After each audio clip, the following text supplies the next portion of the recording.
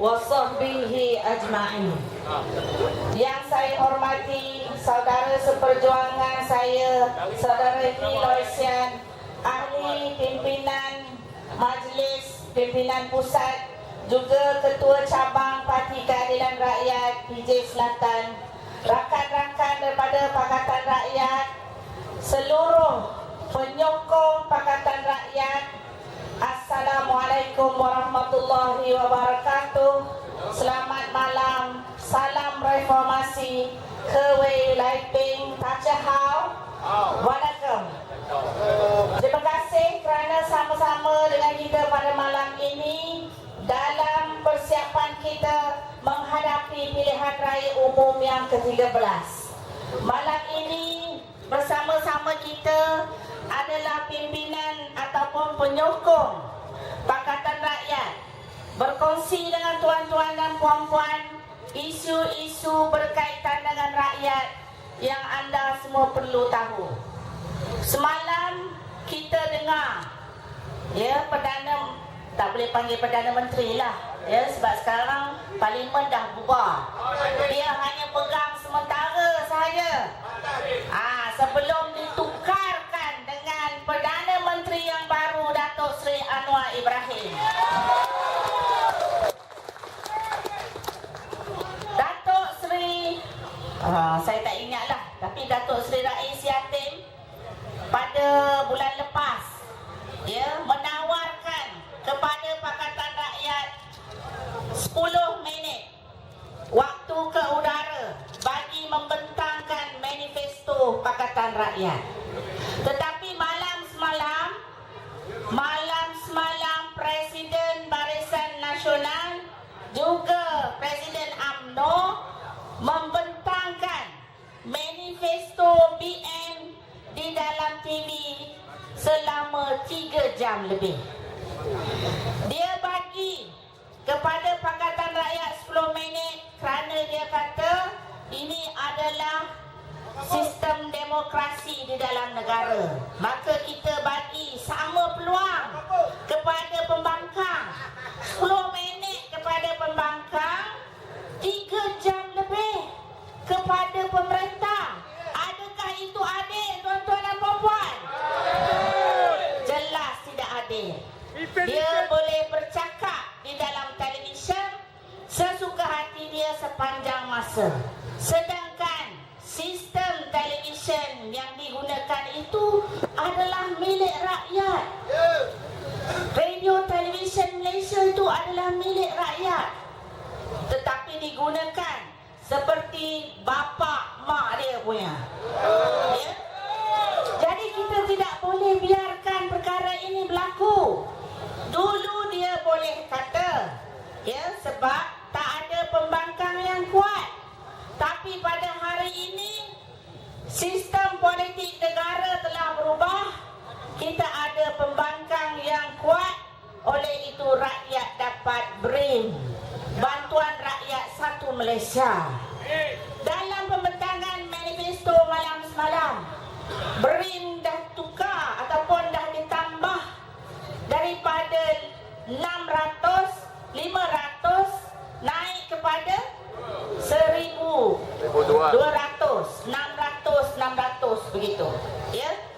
Begitu juga pemberian yang lain sudah dinaikkan. Jadi inilah, ya, seperti yang kita buat untuk warga emas. Saya tengok sebenarnya isi kandungan manifesto Barisan Nasional banyak dicedok daripada manifesto Pakatan Rakyat. Pada 25 hari bulan Februari tahun ini, Pakatan Rakyat melancarkan manifestonya Pakatan Harapan Rakyat. Semalam Barisan Nasional bentangkan manifesto dia, janji ditepati, rakyat harapan, ya, harapan rakyat juga. Ada juga perkataan harapan. Tak apalah, dia nak tiru kita sebab dia tak ada idea. Sampai dah dekat pilihan raya baru terkeluar, ya, idea apa nak diisi dalam manifesto.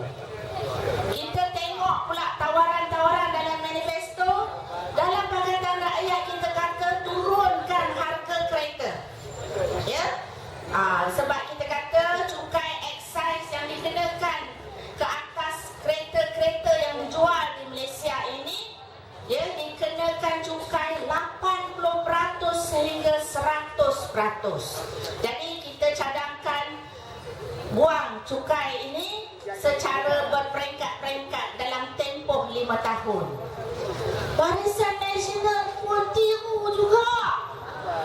Dia kata nak turunkan harga kereta 20 hingga 30% berperingkat-peringkat. Nak kata pandai sangat tu, tiru juga Pakatan Rakyat. Bukan itu sahaja. Kita cakap rakyat Malaysia ni tak ada harta. Jadi kita perlu sediakan mereka dengan rumah mampu milik.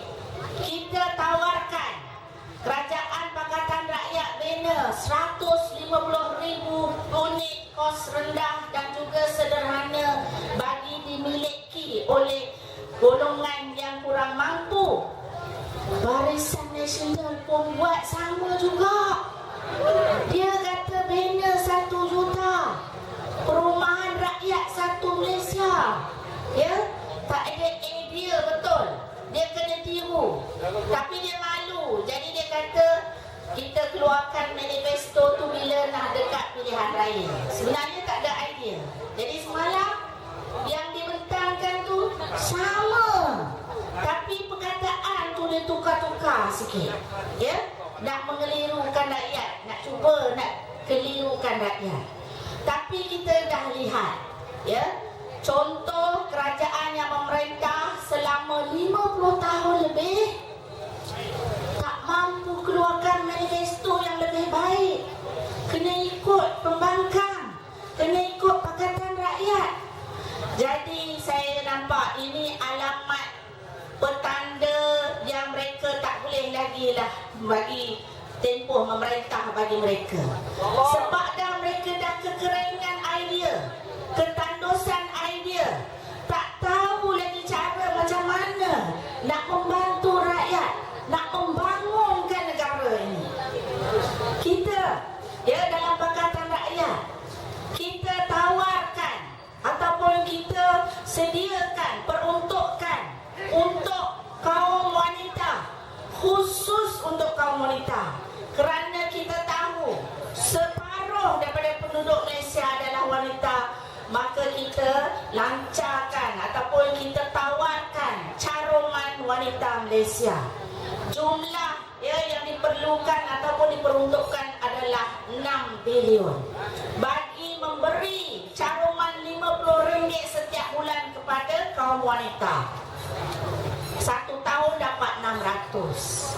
Ya, Kerajaan Barisan Nasional bagi kepada orang bujang 600 juga 1 tahun.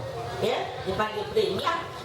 Jadi bukan itu sahaja, ya, kita juga tawarkan kepada kaum wanita ataupun golongan keluarga yang mempunyai anak 12 tahun, ya, yang menjaganya, yang tidak pergi bekerja, 1,200 setahun, ya, bagi membantu keluarga tersebut kerana menjaga mereka, ya, tinggal di rumah, tidak keluar pergi bekerja. Maka tawaran kepada keluarga yang kurang mampu 1,200. Jadi kita lihat, ya, kaum wanita dihargai oleh Pakatan Rakyat. Disebabkan, ya, wanita tidak bekerja, maka mereka mendapat caruman daripada Pakatan Rakyat. Bukan itu sahaja, ya, kita juga melihat betapa pentingnya memberhenti ataupun menghapuskan monopoli. Apa yang berlaku di dalam negara sekarang, ya, kita ada golongan-golongan kroni dengan pimpinan Barisan Nasional mengambil segala projek-projek besar ataupun memiliki aset-aset negara.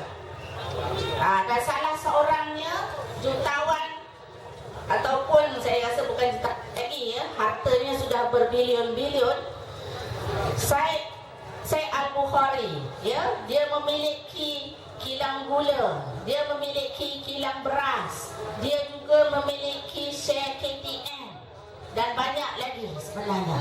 Jadi apabila Pakatan Rakyat memerintah, kita akan hentikan monopoli ini.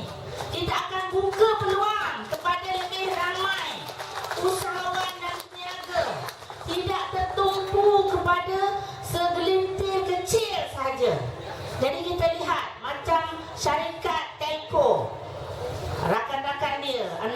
Krishna.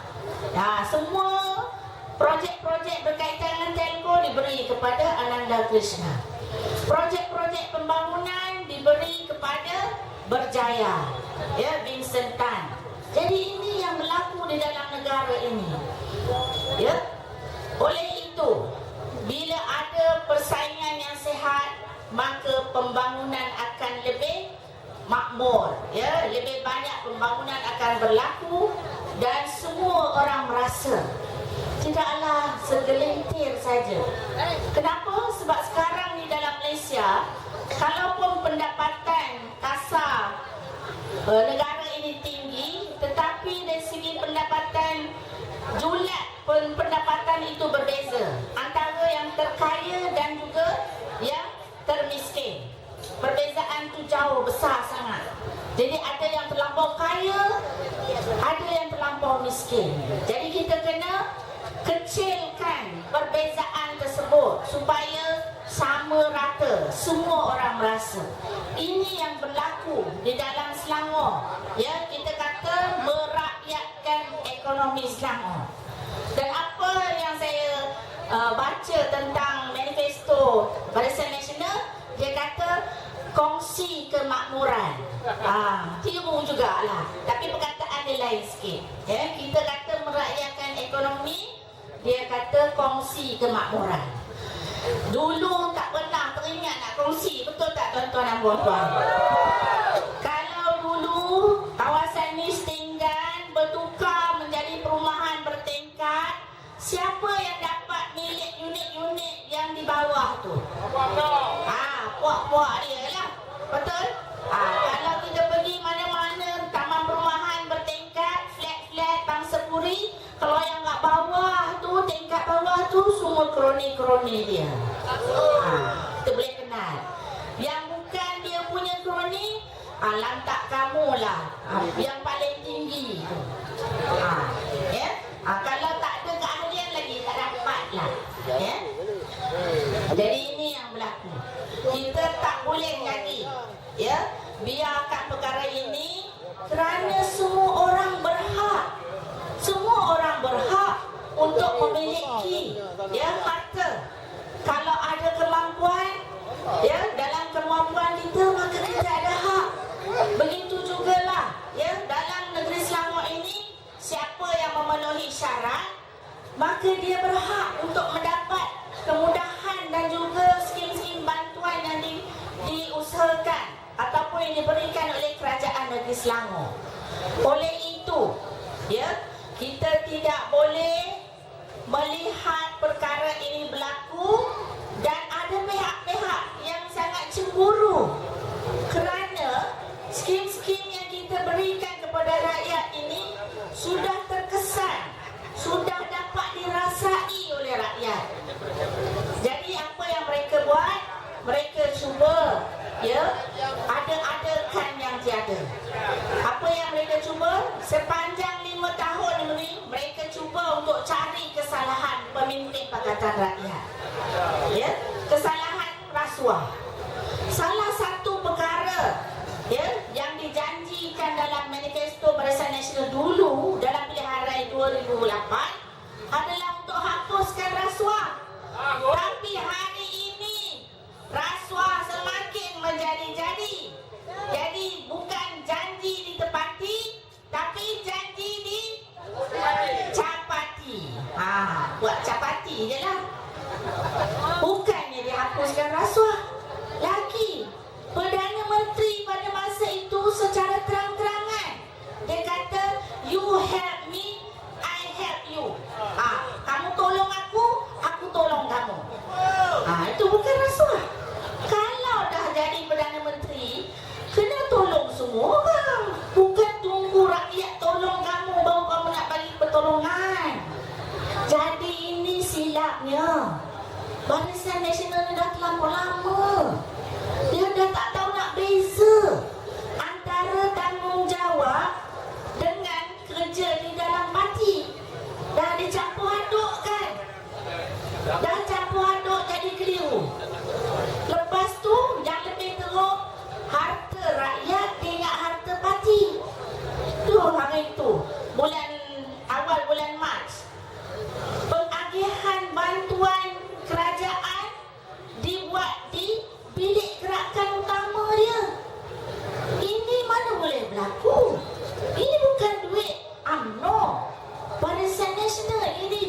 rakyat. Ini yang gagal difahami oleh penyokong-penyokong UMNO Barisan Nasional. Mereka kata, tengok UMNO, sebab UMNO lah ada sekolah. Saya nak tanya tuan-tuan dan puan-puan, kat Singapura ada UMNO tak? Ada tak sekolah dekat Singapura? Apa kejadahnya? Teruklah peringkat gaban, saya rasa. Teruk. Dia kata sebab UMNO lah sekarang Melayu berjaya, Melayu semua maju ke depan. Saya nak tanya, dekat South Africa tu ada Melayu tak? Ada kan? Maju pun. Singapura pun ada Melayu, maju juga. Tapi bukan sebab UMNO. Jadi inilah masalah dengan UMNO Barisan Nasional ni.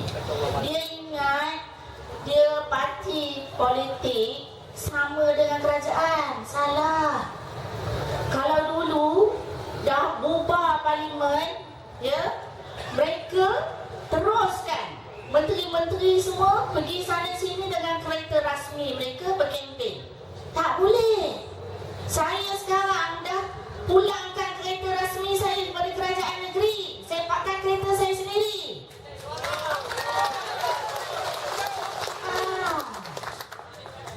Perdana Menteri baru-baru ni lepas bubar, hari ni bubar, esok dia umumkan projek bernilai 8 bilion ringgit. Tak boleh. Tak boleh umumkan projek-projek baru sebab pada tempoh parlimen sudah dibubarkan, dia hanya laksanakan apa keputusan yang telah dibuat. Ini kena faham. Dia sekarang kerajaan sementara. Sementara kerajaan yang baru dipilih. Jadi dia tak boleh buat keputusan baru, meluluskan peruntukan baru, meluluskan projek dan sebagainya. Tak boleh. Tetapi ini sudah menjadi amalan yang biasa. Oleh itu, Pakatan Rakyat memberitahu kepada rakyat bahawa kalau dalam tempoh kerajaan sementara tak boleh meluluskan apa-apa projek ataupun buat keputusan baru. Itu sebab Exco Kerajaan Negeri Selangor buat sementara ini tidak ada mesyuarat mingguan mereka sebab tak boleh buat keputusan-keputusan baru. Ini penghayatan, manifestasi kepada caretaker government. Makna kerajaan sementara tak boleh. Itu jadi hanya melaksanakan keputusan yang telah dibuat sebelum dibubarkan, teruskan. Itu sahaja. Jadi ini rakyat kena faham. Kalau berlaku juga, maka kita boleh ambil tindakan ke atas kerajaan sementara bahawa dia telah melanggar syarat-syarat kerajaan sementara. Dengan adanya Pakatan Rakyat, saya nampak rakyat semua lebih celik sekarang tentang hak-hak mereka. Bagaimana sebuah kerajaan yang sepatutnya mengurus negara ini berfungsi, dan bagaimana pimpinan kerajaan boleh sebenarnya mentadbir negara ini tanpa ada berlaku rasuah dan penyelewengan kuasa. Dan kita telah buktikan di dalam negeri Selangor, walaupun mereka cuba untuk kenakan tindakan undang-undang sehingga ada seorang pembantu Exco mati disebabkan desakan pihak-pihak yang tertentu untuk mencari kesalahan juga. Isunya hanya kecil. Kalau pimpinan UMNO Barisan Nasional, duit yang diselewengkan itu ratusan juta sehingga ke bilion-bilion. Tetapi Pakatan Rakyat, walaupun jumlahnya 2,000, dia nak cari cari kesalahan juga, ya, sehingga mendiang Teo Beng Hok meninggal disebabkan ya pihak-pihak tertentu ingin mendapatkan juga pengakuan daripada beliau, tapi gagal, ya, sehingga hari ini kes tidak boleh diselesaikan kerana tak ada bukti menunjukkan berlaku penyelewengan penggunaan peruntukan. Tetapi di masa Barisan Nasional, kalau di Taman Medan ini dulu, ya, bawah dia punya wakil rakyat, saya sendiri lihat rekod, ya, rekod penggunaan peruntukan semasa tahun 2008 sebanyak 500,000 dihabiskan dalam masa 3 minggu. 3 minggu. Jadi ini yang berlaku. Dalam senarai yang dicantikkan, dia beri peruntukan itu, ini saya cakap Taman Medan, ya, Don Taman Medan, dia beri peruntukan kepada persatuan-persatuan. Saya ada senarai tersebut. Tapi dalam tinjauan saya dapati mereka kata mereka tak terima 1 sen pun. Jadi ini yang berlaku. Dan salah seorang wakil rakyat di Sabak Bernam, sebelum dia jadi ahli Parlimen Sabak Bernam, ya, dia merupakan ahli Dewan Negeri. Dia telah dijatuhkan hukuman oleh Mahkamah penjara 5 tahun, kalau tak silap, kerana dia telah menyelewengkan peruntukan adun pada kita itu. Dia kata dia beri 80,000 kepada untuk program kemasyarakatan, tapi rupanya program itu tak berlaku. Yang berlaku dia masuk poket dia. Jadi ini telah berlaku, ya. Kemudian kita juga dedahkan, ya, pemimpin UMNO, MCA, MIC gerakan telah membeli tanah-tanah di sekitar Selangor ini, dan kebanyakannya adalah tanah-tanah yang nilainya sangat tinggi pada harga RM1 satu kaki persegi. Sangat murah, ya, premium yang sangat murah. Dan bila kita bangkitkan dalam dewan, mereka jawab ini sebab kita telah berbakti kepada negara, memperjuangkan kemerdekaan. Jadi kami berhak, dia kata, untuk ambil tanah ini. Oh, macam bapak dia punya lah, yang pejuang-pejuang yang lain tu tak dapat tanah pun. Jadi mereka kata mereka berhak. Lagipun mereka kata mereka gunakan untuk masyarakat, kegunaan masyarakat. Kita bina tadika, kita bina Dewan Orang Ramai, Dewan Serbaguna. Itu semua bohong. Sebab apa? Ahli Dewan Undangan Negeri kita pergi ke tapak tersebut, carilah tadika, cari Dewan Orang Ramai, satu habuk pun tak jumpa. Yang jumpa apa? Kondominium tinggi 20 tingkat di Kelana Jaya, ya. Dia punya pemilik, mereka sebenarnya dapat tanah tu murah, kemudian mereka jual kepada pemaju untuk dibangunkan. Jadi mereka dapat untung berlipat ganda. Jadi ini yang sentiasa berlaku, yang rakyat tak tahu selama ini. Ya, rakyat tak ada makluman ini. Tapi bila Pakatan Rakyat mentadbir di Selangor, kita dedahkan perkara ini. Kita bawa ke mahkamah. Itu sebab, ya, bekas Menteri Besar Hetoyo dijatuhkan hukuman juga sebab memiliki rumah yang di luar kemampuan beliau, ya. Dan mahkamah dah jatuhkan hukuman 1 tahun penjara dan juga denda. Jadi ini yang sedang berlaku.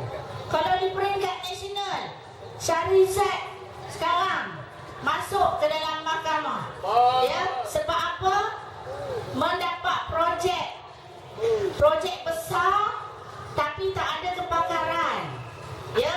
Dapat duit banyak, bukan pergi pelihara lembu, tapi pergi beli kondominium, beli kereta mewah, ya. Jadi ini yang berlaku. Lelaki perempuan di dalam Barisan Nasional nasional sama saja.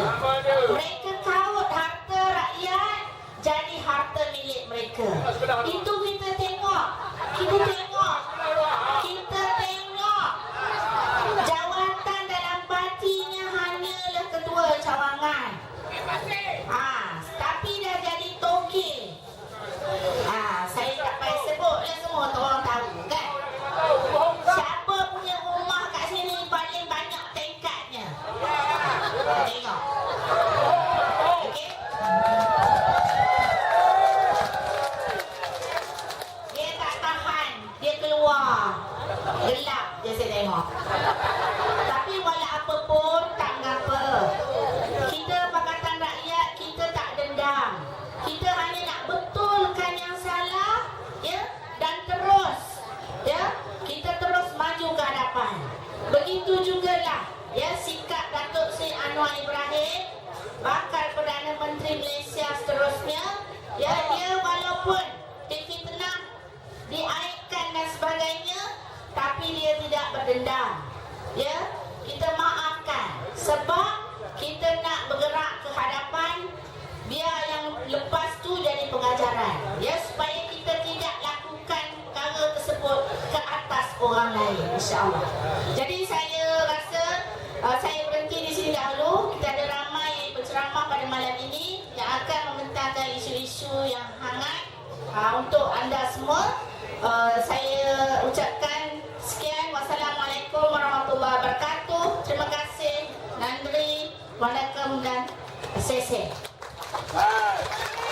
Waalaikumsalam warahmatullahi wabarakatuh. Majlis merakamkan penghargaan dan terima kasih di atas ucapan tadi. Macam okey tak? Okey. Sebelum kita meneruskan program kita lagi, saya ingin menjemput tuan-tuan dan puan-puan yang berada di seluruh luar kawasan itu supaya masuk ke dalam. Boleh duduk di ruang depan sini, di tepi sini, di tepi sebelah sana dan juga dalam dewan pun boleh duduk. Dan kita bagi ruang kepada kawan-kawan kita yang lain yang akan hadir lagi sebentar lagi. Saya minta kepada petugas-petugas supaya dapatkan lagi kanvas-kanvas terpakai. Letakkan di depan ni, ya, supaya mereka dapat duduk. Di depan ni pun boleh, tempat yang kering boleh duduk atas ni. Tuan-tuan dan puan-puan yang berhormat, saya suka guna perkataan yang berhormat, tapi sebenarnya yang berhormat dah habis dah. Saya sebut saudara lah. Saudara Chua Soilet. Beliau mengatakan kita berani menentang UMNO kerana ataupun kalau UMNO nak laksanakan hudud. Betul? Ada baca berita ni? Lepas tu dia tanya, DAP ada berani ke? Jawapan saudara Lim Guan Eng mudah sahaja. Kita menghormati kepercayaan orang-orang agama Islam dan pihak PAS serta orang-orang Islam juga menghormati agama kita. Itu jawapan saudara Lim Guan Eng. Allahu Akbar. Jadi pemimpin Cina yang macam mana tuan-tuan nak? Pemimpin Cina yang berada dalam Pakatan Rakyat kerana mereka faham dengan prinsip beragama di dalam negara ini. Tuan-tuan dan puan, saya bukan penceramah. Untuk meneruskan program kita pada malam ini, saya ingin menjemput Yang Berhormat Saudara Hilal Sian selaku Ketua Cabang Parti Keadilan Rakyat Perlis Selatan merangkap Majlis Pimpinan Pusat Parti Keadilan Rakyat. Majlis dengan ini mempersilakan. Terima kasih kepada Saudara Ahmad Ahir, Pengarah Pilihan Raya untuk Parlimen PKR PJ Selatan, yang berusaha Puan Haniza Tahar, mantan Adul Taman Medan, dan juga Majlis Pimpinan Pusat PKR, seluruh pimpinan cabang PJ Selatan, seluruh pimpinan ahli jalan kuasa PAS, anggota-anggota PKR, anggota ahli PAS, semua yang hadir, tuan puan-puan yang saya hormati sekalian. Selamat malam semua. Waalaikumsalam warahmatullahi wabarakatuh. So hari ini kita nampak mood PRS sudah mula. Datang ramai untuk dengar ceramah yang kita adakan pada tempat malam ini. Dan dua penceramah kita sedang on the way datang. Dan mereka kata setiap orang mereka nak berucap 1 jam. So saya terpaksa bagi laluan kalau mereka datang. Dan Datuk Tamrin sekarang on the way nak sampai. Di hamalan ni saya nak ngupas tentang manifesto. Semalam Najib sudah umumkan manifesto Barisan Nasional. Dan rupa-rupanya saya nampak kalau bandingkan 2008 manifesto Barisan Nasional dia ciplak daripada Pakatan Rakyat, manifesto Harapan Rakyat, di mana misalnya harga kereta. Barisan Nasional kata dia nak turunkan harga kereta sebanyak 30%. Tolong puan-puan percaya tak? Proton diwujudkan pada tahun 80-an. Sudah 30 tahun you tak mau turunkan harga kereta. Sekarang mula nak turun harga kereta. Itu masalah sekarang. Dia pusat, dia kerajaan pusat, dia ada kuasa. Mengapa selama 30 tahun you tak mau turunkan harga kereta? Baru nak cadang turun 30 sen. Dia cadang turun 30 sen. Tapi Pakatan Rakyat cadangkan kita akan kurangkan excise duty secara peringkat 20%. Dalam 5 tahun kita akan turunkan 100%. Dan harga kereta kalau ikut manifesto Barisan Nasional, dia hanya kata kurangkan 30%. Tapi dia tak kata kereta jenis apa. Saya tak mahu akhirnya hanya kereta mewah dikurangkan 30%, tapi harga Proton tidak. Dan kita janji, Pakatan janji, kalau dapat kena pusat, kita akan kurangkan harga kereta, di mana harga Proton Saga kita akan memastikan harga dia kurang daripada 25,000. Bukannya janji 30%, tak tahu jenis kereta apa. Mengapa you tak mau buat? You sebagai kerajaan pusat, you ada kuasa selama 30 tahun, you senyap-senyap. Semua rakyat sudah jerit, semua beli dengan harga yang tinggi sebelum tu. Mengapa tiba-tiba nak ada persaingan dengan rakyat? Turunkan harga kereta. Pakatan Rakyat bukan janji setakat Proton Saga diturunkan. Kita juga akan turunkan semua jenis kereta pertengahan macam Honda Civic, Honda Accord, Camry. Yang ni sepatutnya harga kurang daripada 80,000. Tapi di Malaysia semuanya lebih daripada 120,000. Sebab itu tuan-tuan, kita janji harga kereta ni kalau kita dapat diturunkan, kita boleh jimat banyak uang di poket setiap bulan.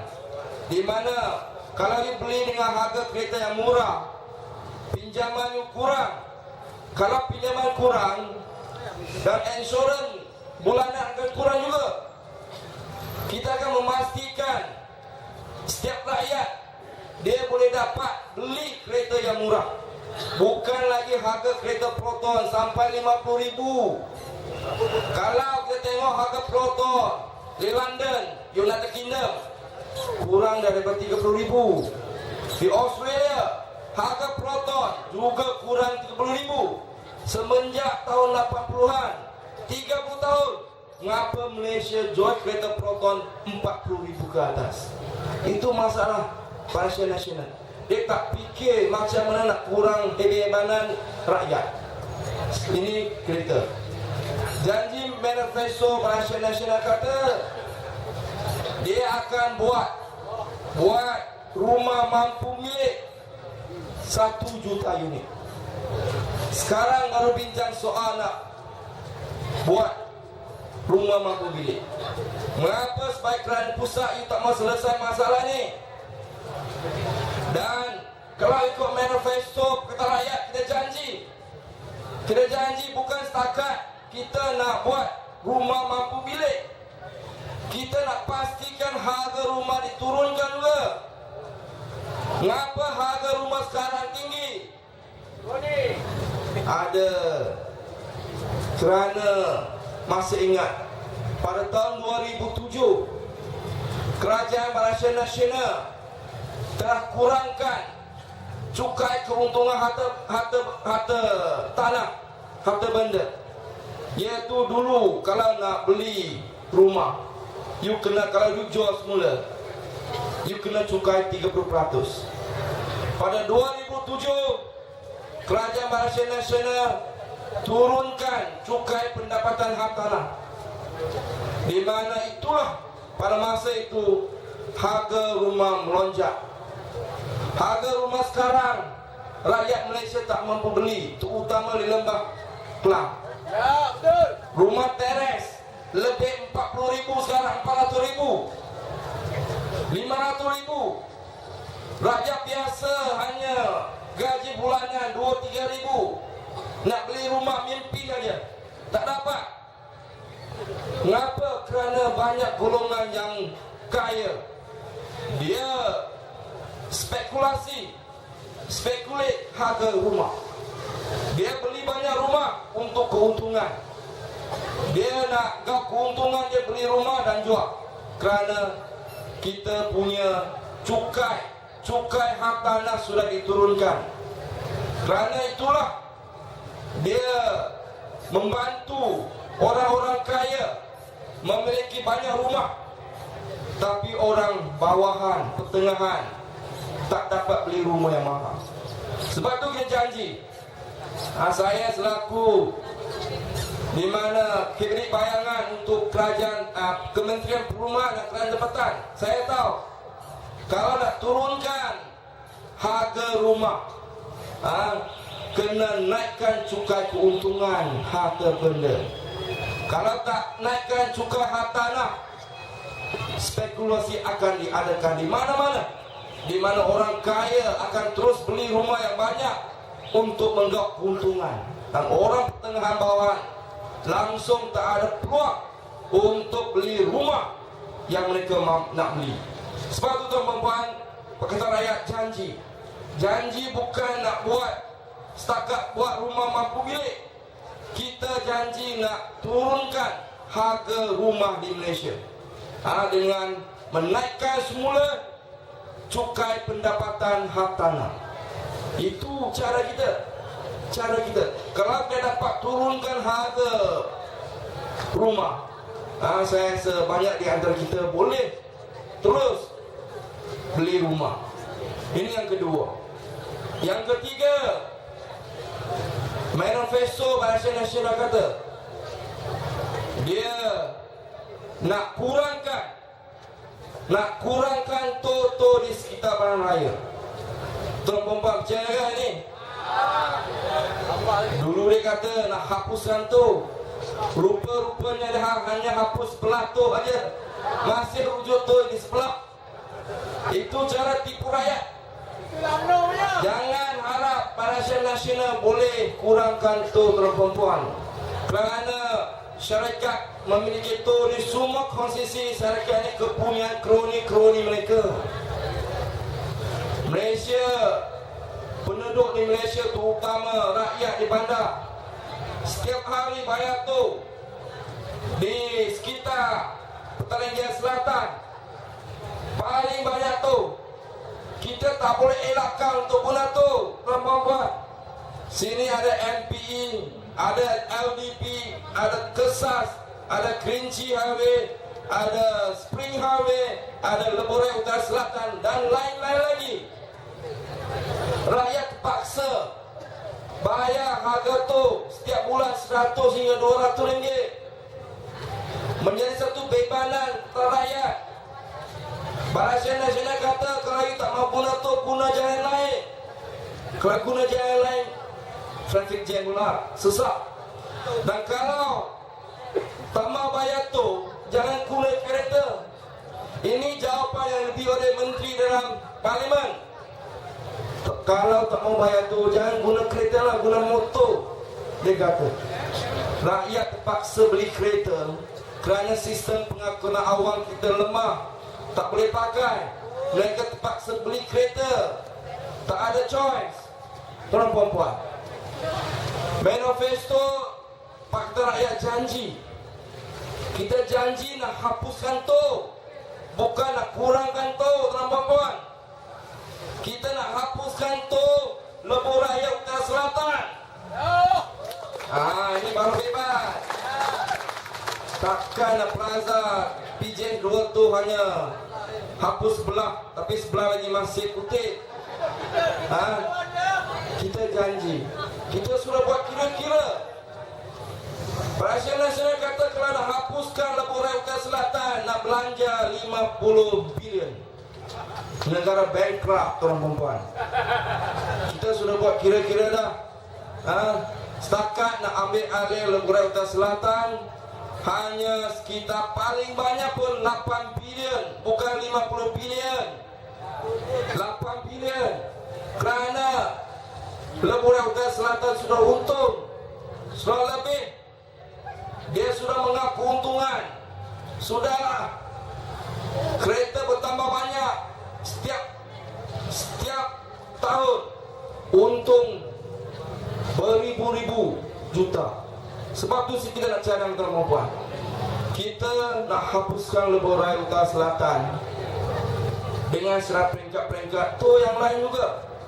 Dan saya janji, tuan-puan, saya janji. Ini janji. Kalau dapat kerajaan pusat, saya akan hapuskan tol di PJ2 ni. Kalau ini sebagai kerajaan pusat ini tak boleh buat, jangan dipilih rakyat. Saya janji kalau dapat kerajaan pusat, dapat Putrajaya, saya akan usahakan. Kalau dalam 5 tahun saya tak dapat hapusan tol Plaza PJ2 tol ni, saya tak mau akan tanding pada masa akan datang. Ini janji saya. Kalau nak hapuskan tu, bagi kita peluang. Bagi peluang kepada saya dan juga Pakatan Rakyat. Bukan setakat hanya kerajaan negeri Selangor. Setakat dapat kerajaan negeri Selangor tak mampu untuk hapuskan tu, tuan-tuan. Hanya kerajaan pusat mampu untuk melakukan semua perkara ini. Kita janji, kita mengalurkan ketigaan Datuk Tamrin Tun Bawah. Kita bagi dia rehat 5 minit dulu. Tuan-puan, satu perkara lagi. Kerajaan Perhentian Nasional kata dia nak juga bagi taksi permit individu. Rupa-rupanya hanya bagi 1,000 keping taksi permit. Kita ada 80,000 pemandu taksi. Setiap hari mereka bayar wang RM50 kepada syarikat kroni. Kerana mereka bukan milik taksi permit itu. Dan selepas Pakatan Rakyat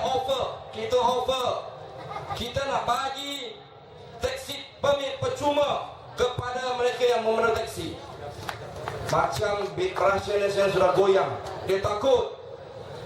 Hari itu saya masih ingat ada 2-3 orang pemandu taksi telefon saya. Dia kata ditipu oleh Najib. Najib nak bagi permit taksi individu. Dia hantar SMS kepada 80,000 pemandu taksi, panggil datang ke Putrajaya, kata nak bagi taksi percuma, permit percuma. Semua orang pergi Putrajaya, Pahang, Kedah, Perlis, Pemerintah. Sampai sana rupa-rupanya dia hanya bagi 200 keping aja. 200 keping yang hadir 10,000 orang pemandu taksi. Bayangkan, you nak tipu pemandu taksi datang untuk hadir program ini. You janjilah, janji bagi mereka setiap orang permit individu, permit taksi. Jangan tipu lagi, tuan-puan. Kerana syarikat kroni yang pegang taksi permit ni, semua ni ketua cawangan UMNO, ketua bahagian UMNO. Ada syarikat memiliki 200 sampai 300 keping taksi per minit. Mengapa taksi per minit tidak boleh dibahagikan kepada semua rakyat, kepada semua pengguna taksi? Itulah Barisan Nasional. Dia hanya fikir nak kayakan pemimpin mereka, tak fikir langsung nak bantu para pemandu taksi. Dan juga saya rasa banyak lagi perkara yang kita akan buat, dan kita bagi ruang kepada Datuk yang datang. Saya rasa itu setakat saja ucapan saya minta tuan-puan, PIU sudah dekat. Rabu ni SP akan tentukan tarikh penambahan calon dan juga tarikh pilihan raya mengundi. So saya tuan-puan, kali ini kita nak tukar kita bagi peluang kepada Pakatan Rakyat untuk merajui kerajaan pusat, boleh tak?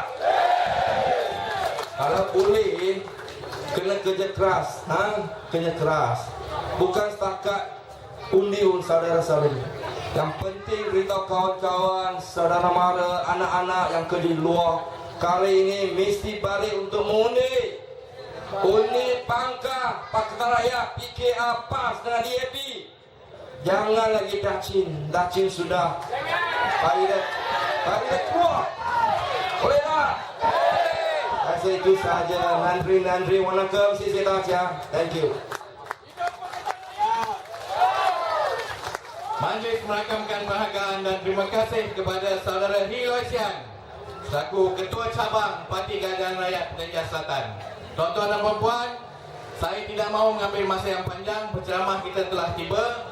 Yang penting adalah kerjasama tuan-tuan dan puan-puan yang mana berada di atas jalan di sekitar Dewan ini dapat masuk ke dalam kawasan Dewan ini. Masih ada ruang. Dekat depan ni pun boleh duduk. Tak ada masalah. Saya mohon kepada tuan-tuan dan puan-puan. Selain daripada itu, kita juga ada kaunter dekat sebelah ni untuk pemeriksaan daftar pemilih dan juga pendaftaran sukarelawan untuk pilihan raya.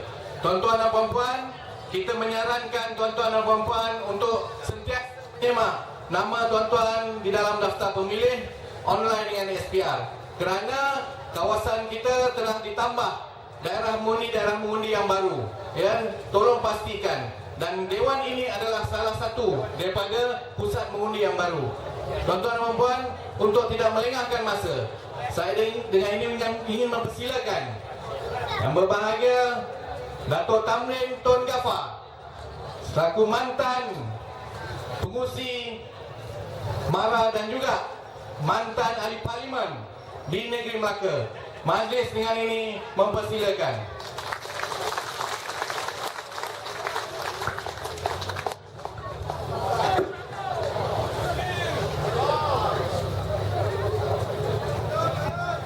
Assalamualaikum warahmatullahi wabarakatuh dan salam sejahtera. Saudara pengurusi majlis yang berbahagia, saudara Hi yang berbahagia, Puan Hajah Haniza, pimpinan Pakatan Rakyat, tuan-tuan dan puan-puan yang saya hormati sekalian. Saya ucap terima kasih kerana dijemput untuk bersama-sama dengan tuan-tuan pada malam ini. Sebenarnya saya pernah datang ke sini dulu, tapi tuan-tuan tak kenal saya. Masa tu uniform saya lain. Hari ini kita dah, orang kan berat kata kita dah geng dah. Saya lihat malam ni ramai yang duduk atas jalan raya ni, atas apa ni, tiga ni tak apa. Hati-hati sikit, ada kalau kita duduk atas surat khabar, ada gambar Najib Rosmah, salah dari undang-undang. Itu undang-undang negara. Tuan-tuan dan puan-puan sekalian,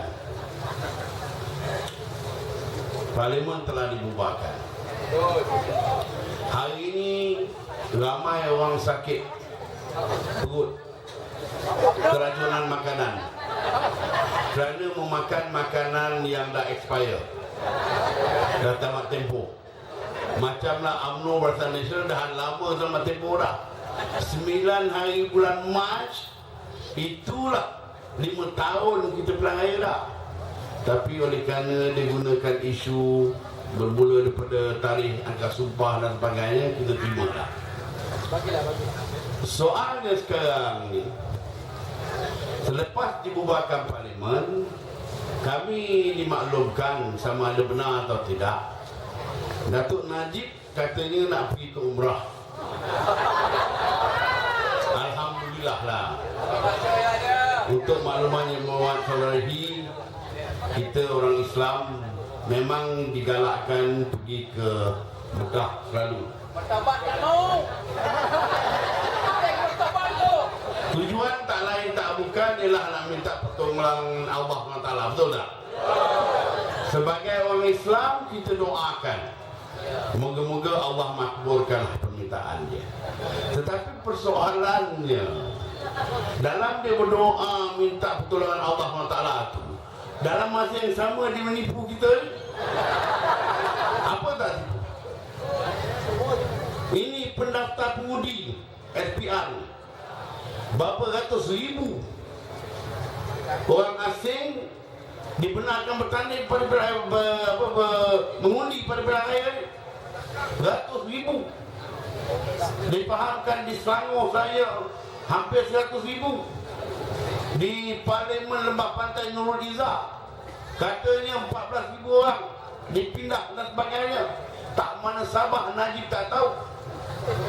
Jadi nasihat saya pada Najib, kalau nak pergi Mekah tu bagus, tetapi jangan bertindak seolah-olah Tuhan tak tahu. Awak menipu pada masa yang sama. Allah SWT ni bukan saja di ahli Mekah, di satu dunia ni Allah Ta'ala elak. Dia ingat Tuhan tak nampak apa yang dibuat Malaysia, seolah-olah Tuhan hanya berada di Mekah, di Malaysia dia tak ada Tuhan, tak ada Tuhan. Ini masalah. Tak ada membuat sekalian, saya seronok pada malam ni tengok orang begitu ramai. Bukan saja orang Melayu, orang India, orang Tionghoa dan sebagainya. Pilihan raya ini amat penting sekali untuk kita. Kalau sekiranya, na'udzubillah, kalau sekiranya UMNO Barisan Nasional menang, bermakna 5 tahun akan datang, kita akan menderita lagi. Kos sara hidup hari ini melambung tinggi. Selama 55 tahun UMNO memerintah, UMNO telah gagal. UMNO telah tidak berupaya mengatasi masalah kemiskinan rakyat. Sebagai contoh, BRIM 1 yang diberi baru-baru ini RM500 6 bulan lepas. BRIM 1 tuan-tuan semua tahu ada syarat-syaratnya, bukan semua orang boleh ambil.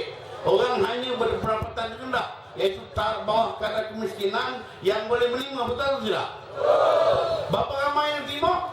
4,3 juta rakyat Malaysia terpaksa berbaris bawah hujan, bawah panas terik, memerlukan bantuan 500 ini. Saya nak beritahu, 4,3 juta rakyat di kadar kemiskinan.